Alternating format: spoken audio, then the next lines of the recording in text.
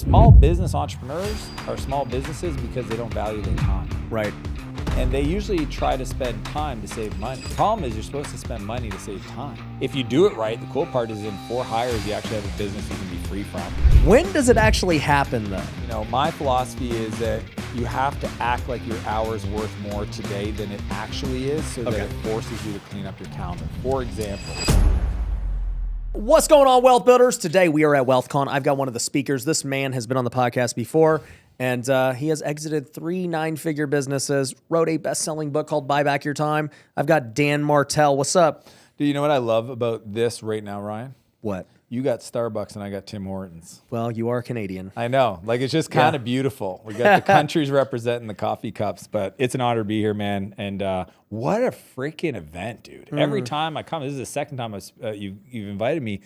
And the audience, like, as a speaker, because there's always a worry, like, do the people actually want to, like, are they in it to win it? Do they want to hear it? Are they serious about this? Yeah, are they serious? And your team runs an incredible event. Just time. I mean, I remember we landed and I was like, is it on, chat with the team. Everything's on time. Okay, that's weird.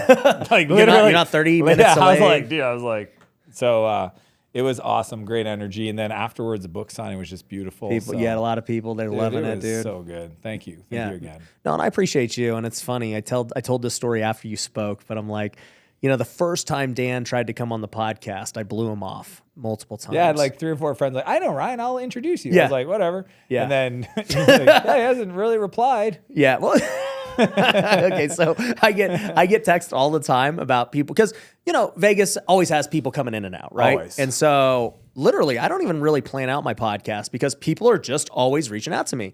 And so unless like I've watched their stuff or something, I'm always skeptical. I'm like, who is this guy? Whatever, right? Like, because I personally just don't want like, I don't know. You don't want just somebody some you bozo. don't want to actually learn from. Yeah. And if it's boring or whatever, right? And so like, yeah, this guy, Dan Martell, he's got a software company. And I'm like, all right, that there was no context to what they said.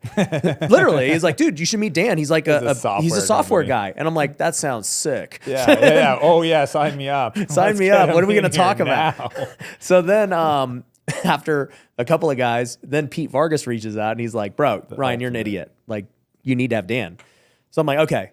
Now it's somebody that like I really am close with. I'm like, all right, if he says it, then let's do it. And then by the end of our first podcast, I was like, dude, I want to be your friend. Dude, I could tell in that interview, there was the moment where you're like, oh, you were serious. I'm like, yeah, it was kind of fun for me. But, it's kind of like and back then I was just kind of starting my media. I mean, honestly, that trip, visiting your studio, 100% inspired what we built in the last year. 100%. I remember going back and talking to Sam, my business partner and creative director, and we said, look, if we're going to be serious about this, we got to actually invest in a studio. So we got 5,000 square feet. Oh, nice. Dude, we built it all out just for Martell Media. We don't do work for other people. Just it's yourself. Just our own stuff. Yep. But I looked at my bank account. I looked at my calendar.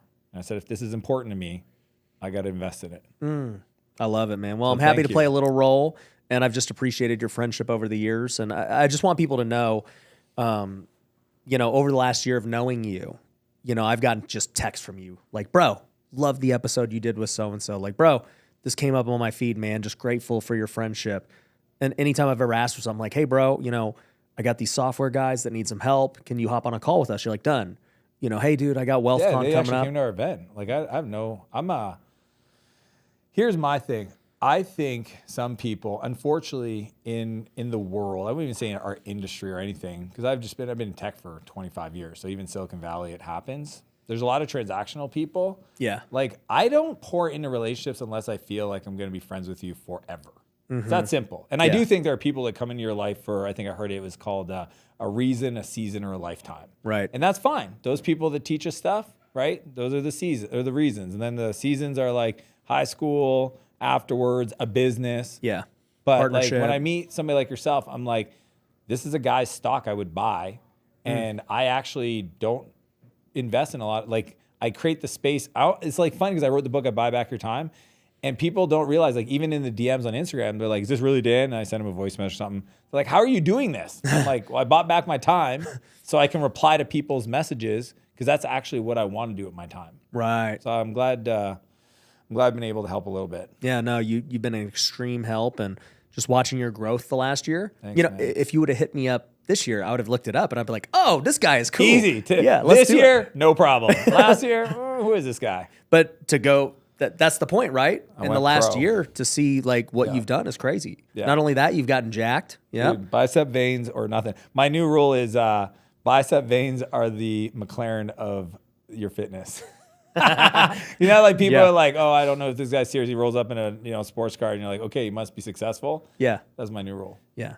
If you're not jacked, you're not successful. Yeah, well, I mean, I've been inspired. There's so many people. It's kind of funny, but I watch you too, man. I was like, oh, okay, Ryan's getting, he's putting on some muscle. I was like, cool. Yeah. So it's just, I mean, I think that's actually a cool thing about putting out content is that it's a forcing function for you to make yourself better.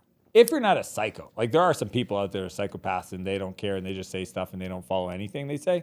But if you're like a normal person who's like, hey man, I can't really preach this and not do it. Yeah.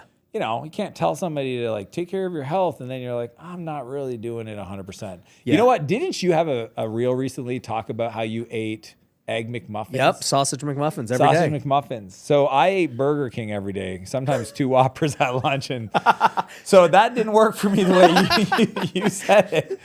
But 2 Whoppers is a little different than a sausage McMuffin when you're 8 years old. It wasn't for protein. I was just comfort food. Yeah, I don't know how much protein even in a Whopper. Yeah. It's probably like 100 carbs, There's 50 no fat. protein. It's all fake. Yeah. So, dude, obviously you've talked a lot about buying back your time and everything. I was actually watching one of your YouTubes now, and this is how I know it's working, because my feed gets recommended your stuff now. That never used to happen. And so, that's great. And so I've been watching some of your longer ones now, and, you've been doing some great ones. And I don't know where it was. It might have been at Carlos's event that the video I was watching was on. Pretty good, yeah. Yeah, so that video was really good. But can you talk about some of the concepts from that speech? Yeah, I mean, the big idea is I want to help entrepreneurs build companies they don't grow to hate. Yeah. Because that's what I've learned over the years. I've coached thousands of entrepreneurs at this point, invested in hundreds, and I just see sometimes they build the business in a way that it's so complicated and the team part of it is just so frustrating that it's not the market, it's not the customers, it's not like the economy, it's not the interest rate, dude. It's literally, I don't want to do this anymore. Yeah. So what I shared at that event was kind of the philosophy of the replacement ladder, which I talk about I think it's chapter 5 in my book. But I really unpacked it. Like I wanted to simplify it because his audience, are people that are thinking about getting into business. Yeah, they're just getting started. Yeah, and I was like, here's the way we want to look at, valuing your time. Because what I learned is small business entrepreneurs are small businesses because they don't value their time. Right. And they usually try to spend time to save money. The problem is you're supposed to spend money to save time. Right. So even that frame is broken. So I just went really deep on that concept, the replacement ladder and who to hire in what sequence. If you do it right, the cool part is in 4 hires, you actually have a business you can be free from. Yeah. That people are like, no, you can't. Here, I'll show it to you. And then the other thing I shared that I know people really loved was the 1-3-1 rule, which is how to push decisions down to people that have the most information about the decision, but do it in a way where you feel like you're at least in the loop and that they evaluated or considered all the options. Because you ever have somebody say, hey, man, I made this decision. And it's not that the decisions, you're like, okay, I get that, but why? See, as an entrepreneur, I want to know what thought you put into that. I actually don't care what the decision is. I want to know that you at least slow down. Because it's, if you're going to spend 50 grand, tell me, how did you come to that specific decision? Yeah. So that's where the 1-3-1 rule comes in. And that's, I think, why the video did so well. Yeah. No, I loved it. I think, like you said, a lot of people just have the broken mindset of, hey, I'm going to, spend time to save money, right? And then at some point, your time starts to actually become valuable. And so you have to break that mindset and start spending money to save time. When does it actually happen, though? Because we all have to trade time for money to start. It never, so here's the cool part is if, my philosophy is that you have to act like your hour's worth more today than it actually is so that it forces you to clean up your calendar. For example, a while ago, I was sitting down and I was going through kind of the vision and what I want to create in my life, what I call an empire. That word scares people because they're like, some people just want to make 100 grand a year. So empire is dude, I don't want to work that hard because they think it's a lot of work. I actually changed my copy because I said, hey, we'll teach you how to build your real estate empire. And It's too scary for people. Are like, no, dude, I don't want that, dude. I just want to like get a couple of rentals. Yep. Just don't scare me with that word. My definition is a life of unlimited creation that you never have to retire from. That's the empire. So, that's just me. If you want to wake up and be able to create, because I don't know people that are successful that want to retire. That's a weird word. We were talking about that earlier. Yeah. So the whole philosophy around that is I was reviewing what I want to create, and then this is the math. It's kind of fun. You're going to love this because it applies to everybody. It doesn't matter if you're a 9-figure earner or just starting off. You look at in the future what you want to create, and you just ask yourself a simple question. What does that person day look like? Okay, that's what that person's day look like. What does my day look like? Well, there's a gap because this guy over here wakes up and he's got an incredible team that come to him with reports and it's structured and it's organized and he gets to be creative and hang out with his family and it feels really good. Yeah. This person down here is still putting shelves together and painting stuff and which is fine. That's where the value of your time comes in, because if you don't value yourself, and that's the funny part about a lot of the stuff that I work with people on, it's self-worth. Yeah. You'll never get a penny more than you think you deserve. So if you don't value your hour, you'll be the person that says yes to got a second meetings, all your team. I call them gas meetings. People, got a second run? Yeah, no problem. Yeah, no problem. It's like by the time the day's done, you're like, I didn't have any time to do anything. Or you get people introducing you to random folks. And I love that you said no. Because hey, man, my time's worth, I'm down if the right person connects me with somebody. Because what you're doing in that is you're deferring your filter to people you trust, which is actually a really good way to do it. Okay, so you're not mad at me. Oh, zero mad and respect it. I love when people are like, I'm like, hey man, I need 7 minutes of your time. I actually get mad when I reach out to a client and they reply to me too quick. Yeah. Yeah. I'm like, well, how are you available right now? You know what I mean? That's a weird thing. You should have your calendar committed. And it's not that you should be working. It's just you should say, no, hey, let's schedule a call tomorrow. I'm with my family. I don't care what it is. Right. But you shouldn't be allowing people to bleed into your time. So when I personally looked at the difference between what I want to do and what I was doing, man, it was evident exactly where I had to stop doing stuff. And then I just had to put dollar amounts to my time. So what I did, I don't know if I ever texted you this, but I feel like, okay, no, it was Jeremy Minor I sent this to, is I have an hourly rate for my time that I charge my different companies. Okay. I had to, because what happened was my calendar got to a point where I have all these companies and CEOs that run them, but they would ask me, hey, can you come and do this thing? Can you come speak at this event we're doing? Can you come train our team on this and this? And I had to go hey, this is now my hourly rate to you, and I will charge you for it. So don't ask me to do a 3-hour strategy meeting if you really don't need it. So you got to start looking at your time through that lens. And then even just other stuff. Because I would rather, I think to the degree that you say no, there's a point where it because a yes is a no to your dreams. And a no is a yes to your dreams. Just most people don't realize this. It's not like you didn't wake up today and you knew exactly what you should be doing to make that empire come to life. So anytime I say yes to something that wasn't originally on my calendar, I'm indirectly saying no to creation of that dream. If I'm clear of where I want to go, and that's another part that people miss that makes it harder for them to value their time. They don't know what their purpose is. They don't know where they're going. So that's my whole philosophy, is that I want to make sure that I value those hours. And when I'm not doing stuff, now I will tell you, I spend millions of dollars to lay on my couch and scroll TikTok. I'll be honest with you, dude. I sit there and I'll scroll TikTok. I'm like, I have 12 staff taking care of me and my calendar, my travel and all this stuff, my pilot. I'm just like, but I want to do this. And I want to go to the gym and hang out for 2 hours with my buddies. And I want to go watch my kids. You know what I mean? Play some pickleball. Yeah, I'm going to come to your place and learn to crush pickleball. Dude, give me a year, man. I'm pretty good. You just give me a year at anything and I'll... Yeah, you'll get good. How long have you been doing it for? Well, I don't play pickleball super serious. I'll get better. Yeah, so you'll be better. But if we play golf, dude, I will stomp you. Yeah, I count my score based on how many balls I lose.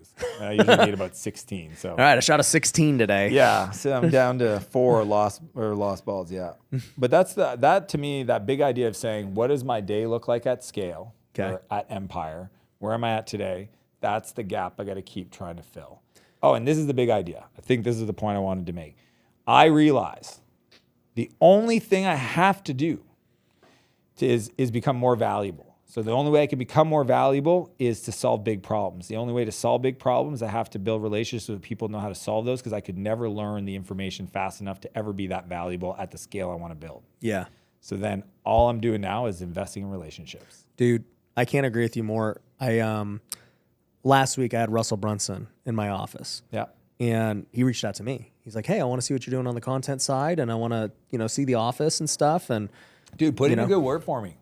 I'll link you up right after. I want relationships. I stop in Boise to fill up my plane, and I want to do his pod. All right, I'll tell him. Cool. So, he reaches out to. I had met him like 6 months ago. Yep.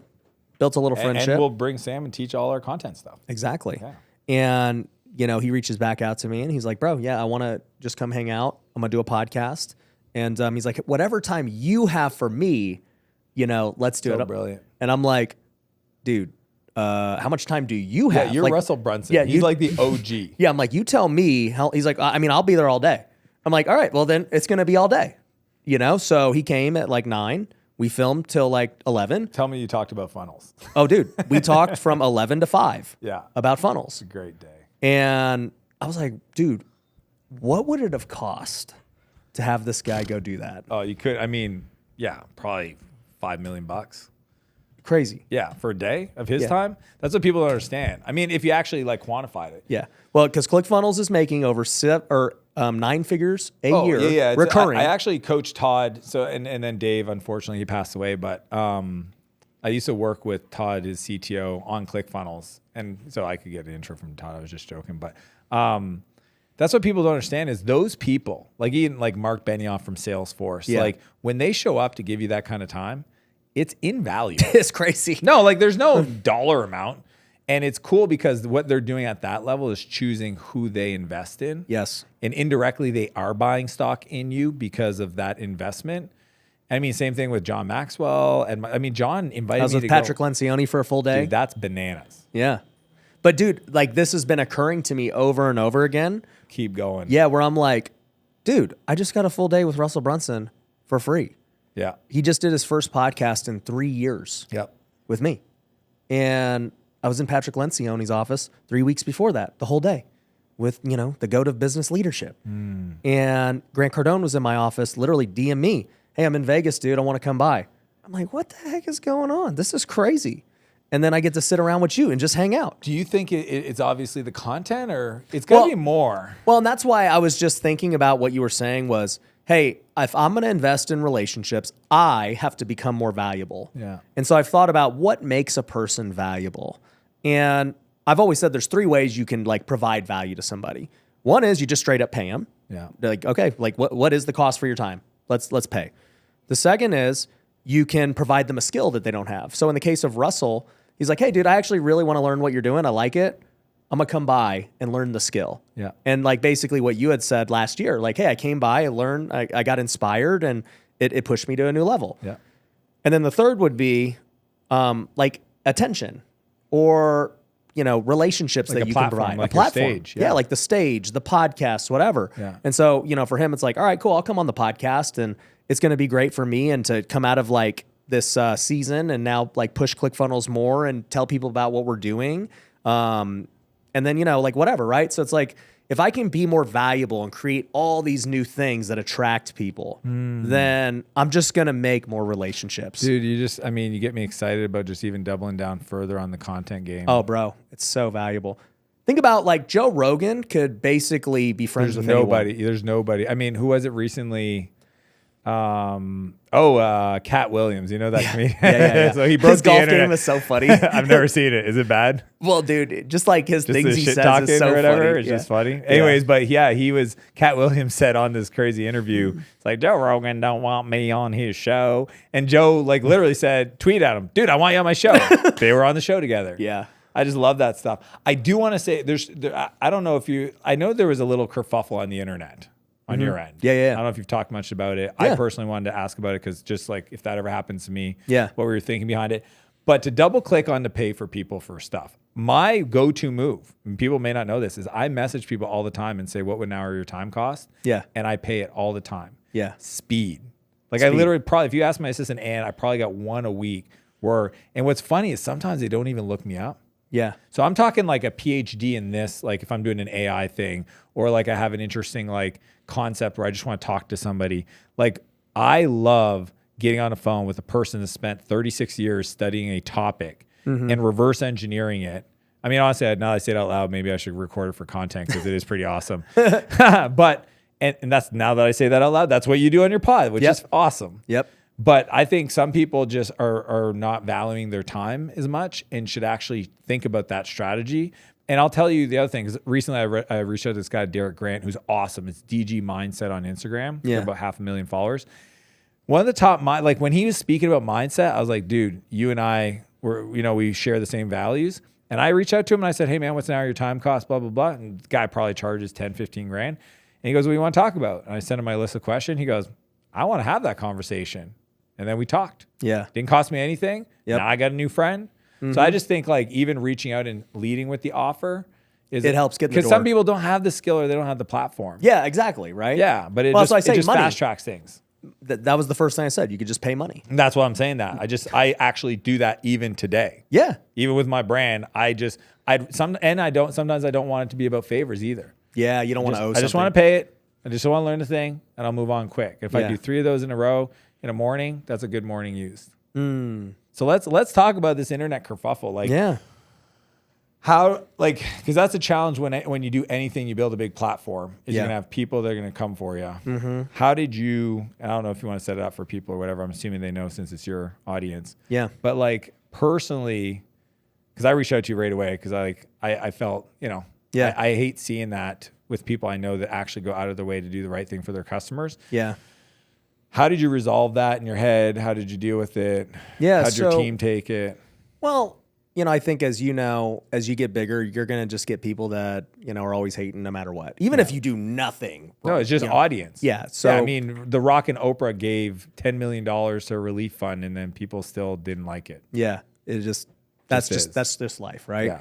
So I think we're used to that regardless. And so, and for me, you got to remember my background. I came from pro sports where literally you just get booed every day by the away fascinating. team. So like I'm used to people watching me, people judging me, looking at my statistics. In person too. That's a different, yeah. Like, so it doesn't really faze me when some internet, keyboard warrior says something. It's like, whatever. But anyways, what really, for me anyways, is like when something doesn't work out, whether it's a business, an investment or something else, obviously somebody gets hurt by it. And so it really does pain me when something doesn't work out and a customer or something doesn't get the result they were hoping for. And I can live with myself losing money. Like I'll openly talk about, oh, dude, bro, I lost millions on, these real estate deals and whatever, but I lost millions. The investors all got paid, right? Yeah, and that was the thing. I heard your response video, and I've never done a deal with you, so I didn't know. But like the fact that you've done all these deals and never had anybody lose money with you is pretty. Yeah. I feel like, especially in this real estate game where everybody's very transient and just like easy to give up. Yeah. Because it's like it almost seems like people have short memories. Yeah. It's pretty awesome. Yeah. And I mean, I've paid back over $100 million of real estate deals. Yeah. Now, the hard part is when you are selling a service or a product and it doesn't end up being the way you thought, right? So for example, with, NFTs, let's say, we did everything the right way with an NFT project. We are number 1 on OpenSea.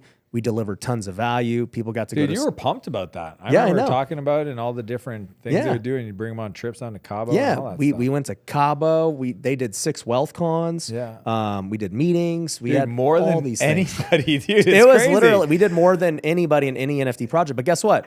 When NFTs dropped 99% overall, period, everyone falls. Yeah. And it's just like, what do you do? Right. Yeah. And so, and look, and when you're in the Wild West of a new industry, what do you do? Yeah. Because you just don't know where it's going. Yeah. And so, for me, it's a learning lesson. And what would you do different now? Because like I didn't touch NFTs just because honestly, I've been in tech for long enough. Yeah. I just didn't know what it was going to happen. You just wanted to wait and see for it to kind of play out. Like there was no need for me to do it. My team kept bringing up, well, we got to do an NFT. I'm like, I'm good. Like, well, here's the thing. I'm a huge believer in the blockchain and how it's going to change real estate. Totally. And so for me, I'm like, oh man, dude, like this could happen soon. Like who knows, right? Like when you have all this hype and all these companies coming out. I went through with the ICOs. I don't remember the initial coin offerings. Yep. So that's why, like, I've got burned over there. Long. I didn't get burned. I saw people literally white papers, raise a bunch of money, screw people over. Yeah. And I was like, it feels similar. And even if I'm not that, you're not that, you can get pulled. You get lumped into it, right? I'm surprised Gary's pulled through it because I mean he obviously is very vocal with it, and so far so good, I think. Well, I think once again it goes back to take the technology piece out of it, right? Because the problem with NFTs is that people are treating them like investments and just watching them like a stock price. Yeah. When in reality, I always sold ours as utility and membership, and we delivered every single thing on utility and membership. It just so happens that the stock price, whatever you want to call it, like the whole market went down, and like, what do you do? But did you have a thought of not even doing a response video? No, because for me, when you have nothing to hide, what is there to hide? I have this philosophy. I don't know if you ever heard this quote. I don't know if it's a quote or just I heard it and I love it. Is explanations. Friends don't need them. Haters won't believe them. It's true. And I just keep thinking about this sometimes in the comments because, like, again, the bigger the audience, the more the comments. Every once in a while, these ding dongs get me. Like the guy asked me the other day. He's like, "That's not a real jet. It doesn't fly faster than 400 knots an hour." He got me, man. I was like, "Dude, what are you talking about? It's got jet engines." And I had to remind myself. I'm not explaining to myself. Oh, right now with my fitness thing, people are like, "Oh yeah, TRT much?" Yeah, you know. yeah, and I'm yeah. like, "Dude, I'm not on anything." And then my trainer's like, "Go get your blood work and post that in there." I was like, "Dude, explanations, man. Friends don't need them, and haters won't believe them." I'm not like, But at the same time, I'm like, if something like that ever happened, well, I would saw, I do it? I mean, here's the thing. Like I saw Hermosi post something about that recently too. Which one? The TRT one? Yeah, about his own, just because We were literally chatting about it. He said, "Are you on vitamin T?" I'm like, "Nope." He's like, "Cool." He goes, "No shame if you are." I go, "Well, I'm just, I'm not." like, I I'm would not- tell you, I don't care. Yeah. But I saw he posted some about it, so it's like clearly. Well, he gets it all the time, man. I know, The that's dude what I'm looks saying. Jacked. Well, that's what I'm saying. Like he doesn't need to explain it, but clearly it comes up so much that he feels the need to do it, right? And to set the record It is straight. kind of cool to at least shape the narrative, Yeah. right? And that's why when I watch like Tony try to get taken down, I mean, that's the thing. We went through this Talking Tony Robbins? Yeah, Tony Robbins, Portnoy. There's like all these, famous people. I mean, cancel culture has been going on. Grant Cardone's always trying to get taken down. Oh, dude, I love when he was like, "I'm going to sue you guys. I'm done. I'm done." And I thought that was like pretty bold. I feel like we're moving away from the too quick to cancel people culture, and we're kind of in the middle. We're definitely not correcting. But it's just what I'll say about it is, for me, the reason I made the video, and for those wondering, it's on Instagram. So go find it. Yeah, go find it. It was like a 12-minute video I just made. Mainly because, once again, like you said, just get your story out there of what you know it is to be true. And if you got nothing to hide, then whatever, it's going to be all good. Yeah. And, also part of that, I think it does build more trust, because I can't tell you how many people who have bought from me in businesses that didn't work out still buy with me today. Here's what I'm curious about is how many people you thought were your friends are going to get your back that went quiet on you. Oh, yeah. Because those, whatever, I'm not going to swear, but those people, you're like, okay. Dude, I sometimes, it's never happened, but if it ever did, I would love it because it's going to show me who my friends are. And I'm just like you said, I'm a loyal dude, man. Like I'm loyal to a fault sometimes. I'm friends. You know our mutual friends who tried to, that guy. Yeah. So like a lot of people don't like him. Yeah. I like him. Yeah. And I've been friends with him for a long time. And you know what I'm talking about. Yeah. And Liz sometimes, dude, my wife hated him forever. Yeah. They got into a fight one day, and then finally he sent her a FaceTime, and they became friends. And Yep. so but I'm just, I just think if people are too quick to move on, then that means they're transactional. And my buddy calls it real friends or deal friends. Well, you know what's interesting too? I saw Gary Vee actually said this. And I think back to Gary Vee even, right? The reason he survived it is because he's built so much goodwill over the years that if you build goodwill, it just supersedes, a mistake. I want to give Gary some flowers. Because I've known Gary for 15, 16 years. Right. 2009. Yeah, that'd be 15 years. Mm-hmm. That guy has been that guy the whole time. Right. And when he says that 51-49 stuff and like, I am here to give up and I say, like, dude, I've seen him say yes to people's podcasts that there's no way we would touch. Yeah. I've seen him show up in keynote events that you can't even understand why he's there. I've seen him take meetings and do deals with people that nobody else gave a chance to. And for a while, I was like, there's something wrong with this person. There's got to be something. Like, I was looking for the chink in the armor, the crack. Yeah. And when he started his vlog and everybody could see what I saw because I knew him from the Silicon Valley days. We actually did work. We had a software product at VaynerMedia when they started with AJ, his brother. They were using, so we were in New York early days when they were renting out of this other this Tube Buddy or something like that, Buddy Media. And when he vlogged and he started showing people his work ethic and like his methodology, it's just his mind. He is who he is. And he said once, because he used to get a lot of hate for his stuff, and people said, look, the way I resolve it is I know the people that actually know me. Yeah. They would never say these things. Yeah.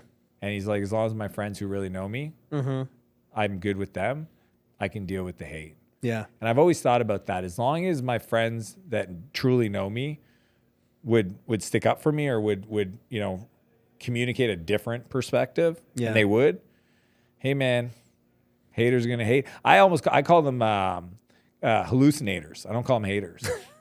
I do. I call them hallucinators because they're projecting their worldviews on me. You know what Cardone calls them? What's that? Just confused fans. Confused is a good word. Yeah, they're fans. Yeah. Confused fans. Yeah, they're confused fans. Like they really are fans. Yeah, like they want to see it. They want to. That's what's fascinating by it. But they're confused. They don't realize they're a fan. It's so fascinating. Yeah. Okay, I like that. Well, I'm glad. I was just really obviously when you were going through it, I was like, "Yo, dude, what's up?" Yeah. No, and I appreciate that. That show, like you said, it shows who's in your corner, and that's really all that matters, like you said. But like what Gary said in a recent video was like, "Yo, we used to live on a 12 to 24 day news cycle, so like, drama would last a while. Now we live on a 12 to 24 hour news cycle." So it's like whatever drama I was going through a month ago, no, everyone forgot about it. Yeah. It's already done. Like it just is what it is. And then something can come up tomorrow and it'll be gone after a day. I really hope people hear this, Ryan, because it's the thing that stops people from producing content, man. Like 100%. This one blew me mind. I talked to my buddy who's brilliant. I said, dude, why aren't you putting out your stuff? You know more about stuff than any other person I know. Like he literally is the guy. He's like the Dos Equis man of information. He knows more who's this about guy? more. I want to know who he is. He's super cool. And I won't blast him out because he'll get pissed off at me. He still hasn't done it yet. But the reason he did it, I said, what are you scared of? He said, I'm scared of the people I respect having an issue with what I put out. And I go, fascinating. And it never occurred to him. I said, dude, people you respect that further along will never talk crap about you. Mm-hmm. But nobody hates down. Nobody. And I was like, dude, you like, it's fascinating that you actually, it never occurred to me that would be a thing. People I admire would look down at me. No, dude, it's like those people are going to cheer you on. It's the people below or the confused fans that are going to chirp. But there's so many people that have information because we all know them. We talk to them one-on-one and they make our lives incredibly better. Yeah. That in some ways I would call them a bit selfish because they're not putting it out there. Yeah. And why are you pouring into me? Pour to everyone. Pour in. I'll still consume your stuff. Just make sure everybody else can too. Why are we doing little secret conversations? Mm-hmm. I have a buddy. This guy's helped me out so much that many times I've said, dude, I'm just going to wire you $100,000. I know you don't need it. But when I say help you out, I mean like legit, anytime I work on a creative project, I call him up. Every time I need something, he knows everybody and he's the most valuable person. Like I offered jokingly to have him come live with me for 2 weeks, even if we had nothing to work on, just because having him around just makes things funner and better and great. And I said, dude, you got to call in the favor. He's never called in a favor. I've known him for almost 15 years. So some people are in that spectrum too. Yeah. They pour into other people. They're always adding value. Yeah. You know why they do that? Because it's a protective mechanism. They never ask for anything. Why? Because then they could be rejected.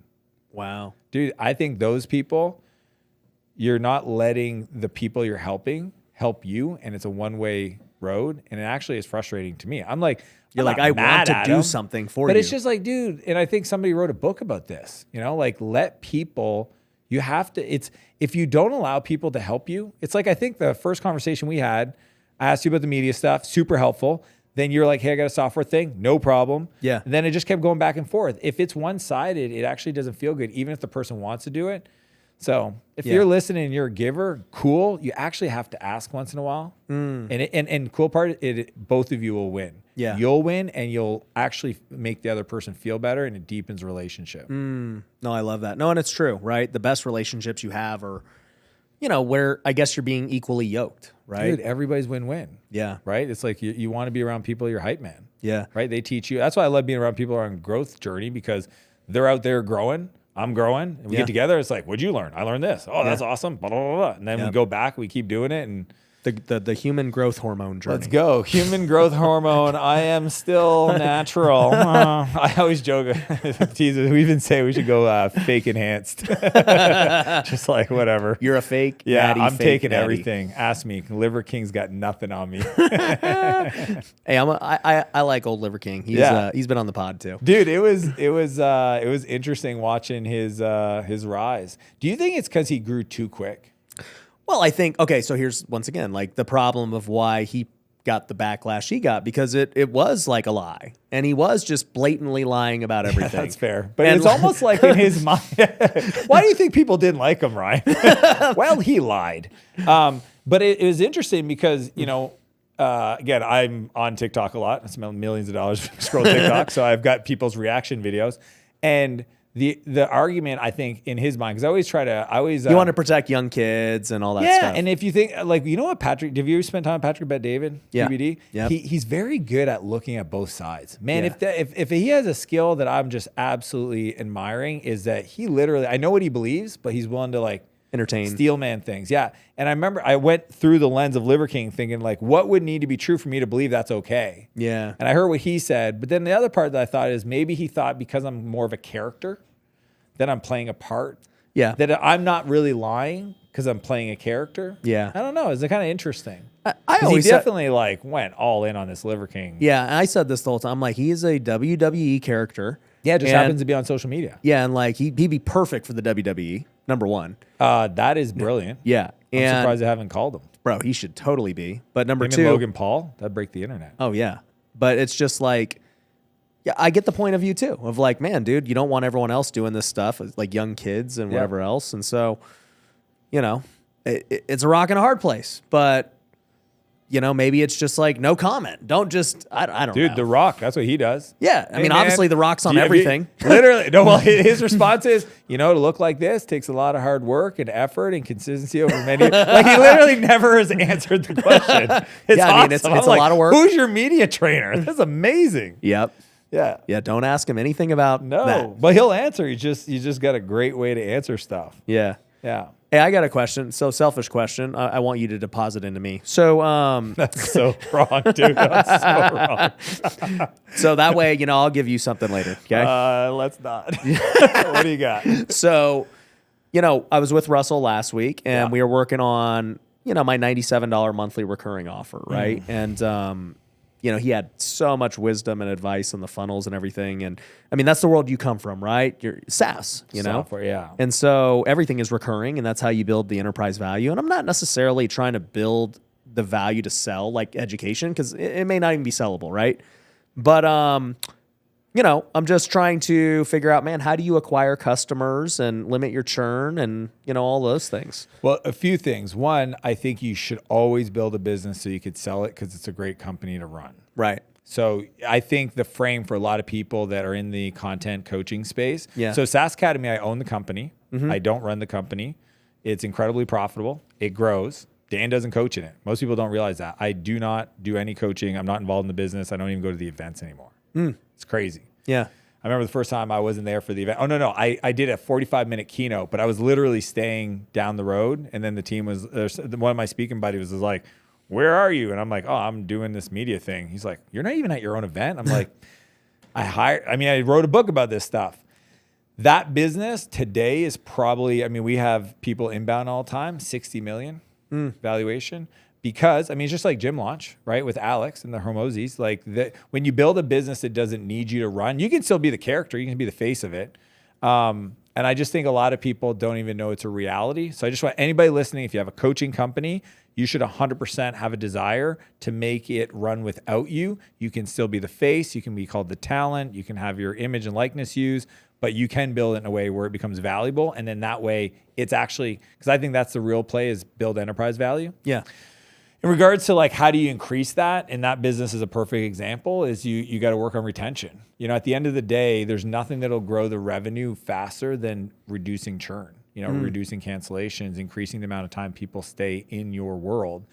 And the way to do that is to set up what I call a customer happiness index, a CHI. So a CHI score, I got this from HubSpot. Okay. Back in the day, Dharmesh was one of my mentors, the co-founder, CTO. And they set up the CHI score initially to respond to the issue they were having where salespeople were overselling. Have you ever had that issue, Ryan, where a salesperson says stuff? Yeah, all the time. All the time. Yep. They make up stuff. I'm like, dude, why did you say that? That's not even true. We are not gonna do that. Yeah, we're not doing that. We've never done that. He's like, oh, I thought I heard it in a meeting. I'm like, come on. Where'd that guarantee come from? Yeah. Oh, dude, I've heard the most ridiculous stuff. So Dharmesh is telling me he's struggling with the sales team because he's a technical guy, a product guy, and he feels bad the customers are being oversold. So they came up with this idea of like creating a score that monitors the customer retention engagement. So every business can do that. You can ask yourself, what would need to be true for a customer to have a high CHI score, meaning that they're highly likely to stick around. So if you have an online thing, you say, well, did they log in today? Or have they logged in the last 30 days? Did they watch a video? Did they show up for the calls? Did they this, and this?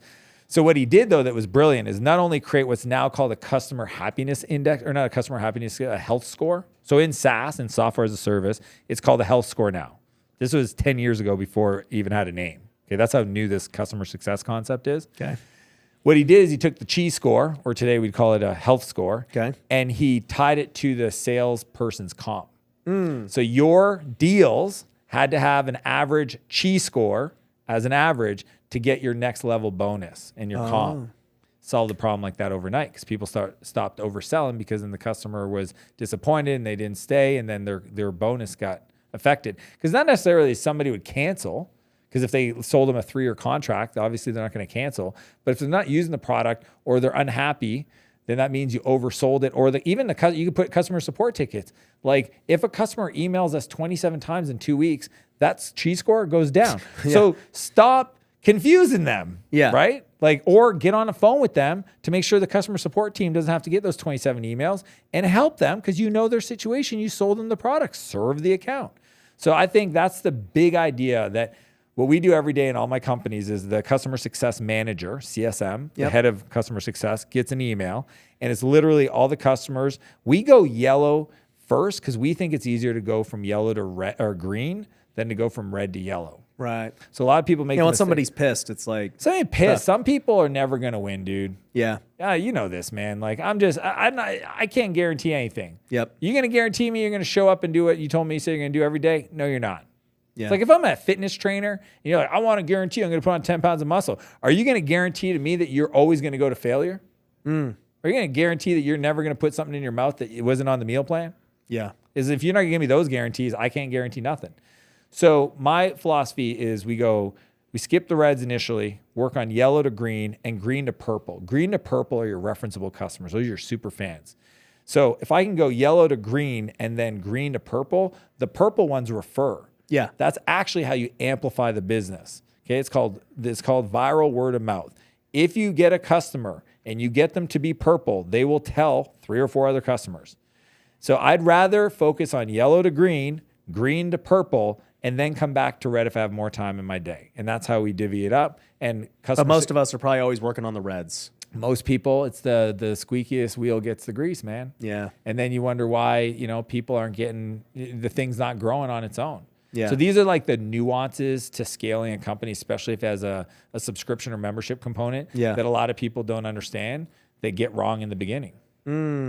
That's good, man. Dude, obviously I love this stuff. Yeah. Yeah. Well, bro, I could talk to you forever, man, but we got the event. You only got thousands of people out there waiting for you. We got the event. No big deal. Neil Patel's, I think he's waiting literally outside that door right now. I think he's right there. I've known Neil probably 16 years. Wow. Dude, I met him when he was literally a kid. Wow. Oh, yeah.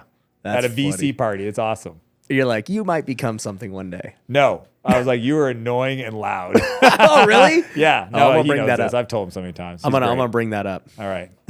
Well, bro, it's good to see you again. As always, guys, if you're in SAS, join the SAS Academy. If you haven't read the book, go get the book. We'll link to it down below. Buy back your time. Dan, always a pleasure. Appreciate it, Ryan. We'll do it again. All right, guys. Peace.